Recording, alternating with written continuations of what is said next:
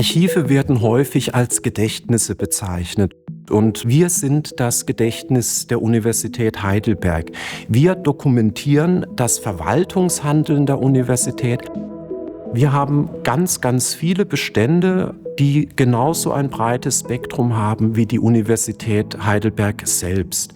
Wir übernehmen die Unterlagen aus allen Einrichtungen der Universität und das machen wir seit über 600 Jahren. Diese Quellen können unzählige kleine und große Geschichten erzählen. Also es ist wirklich ein sehr, sehr reicher Schatz, den wir hier verwahren. Mein Name ist Gabriel Meyer, ich bin stellvertretender Leiter am Universitätsarchiv Heidelberg und bin hier vor allem zuständig für die Nachlässe, aber auch die spezifischen archivischen Sammlungsbestände.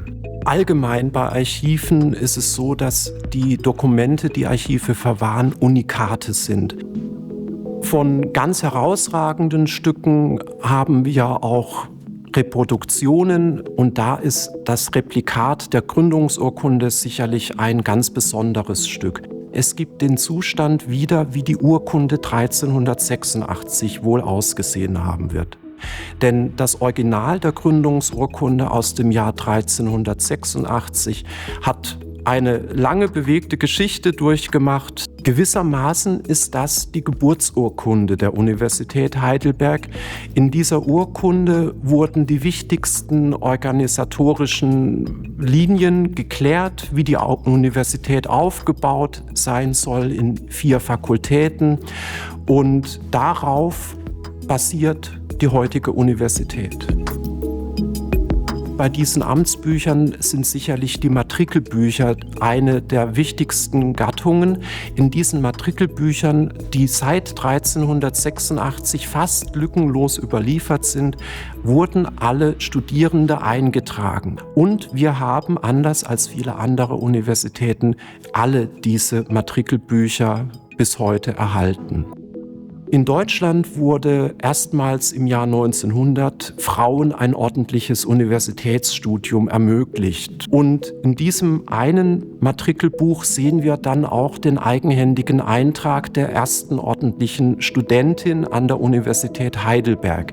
Die Dame heißt eigentlich Georgine Sechsauer, aber im Matrikelbuch hat sie sich als Georg Punkt eingetragen. Wir können Vermutungen anstellen, sie ist die erste Frau, an diesem Tag auch die einzige Frau, die sich hier eingetragen hat. Vielleicht waren das für sie die Gründe, hier ihr Geschlecht etwas zu kaschieren. Der badische Aktenlocher, das ist ein ziemliches Kuriosum. In Baden kennt ihn fast jeder, der in der Verwaltung arbeitet. Außerhalb Badens ist dieses Objekt völlig unbekannt.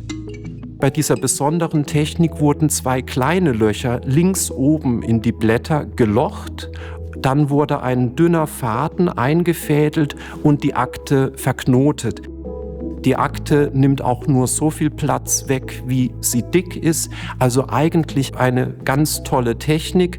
Dieser Locher ist für mich aber auch gleichzeitig ein Symbol für den stetigen Wandel, der auch in der Verwaltung stattfindet.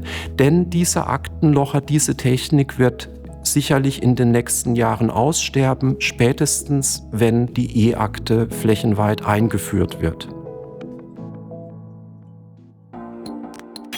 In dieser Akte sind die Dokumente zusammengetragen, bei denen es um die Einführung der Talare an der Universität Heidelberg geht. Tatsächlich wurde erst 1902 den Professoren das Recht erteilt, für feierliche Anlässe ein Talar und ein Birett zu tragen. Und auch heute tragen die professoralen Mitglieder des Rektorats bei feierlichen Anlässen und auch die Dekane ihre Talare. Solange wie die Universität existiert, wird auch die Sammlung des Archivs immer weiter wachsen. Das stellt uns natürlich vor enorme Herausforderungen. Wir haben über 6000 laufende Meter Archivgut. Von diesen über 60 Millionen Blättern, die wir verwahren, ist nur ein sehr kleiner Teil digitalisiert. Wir versuchen insbesondere diese Stücke zu digitalisieren, die häufig genutzt werden, um die Originale zu schonen. Hier ist es unser Ziel, unsere Bestände online stellen zu können, damit noch einfacher weltweit recherchiert werden kann, was es alles für tolle Dokumente in unserem Archiv gibt.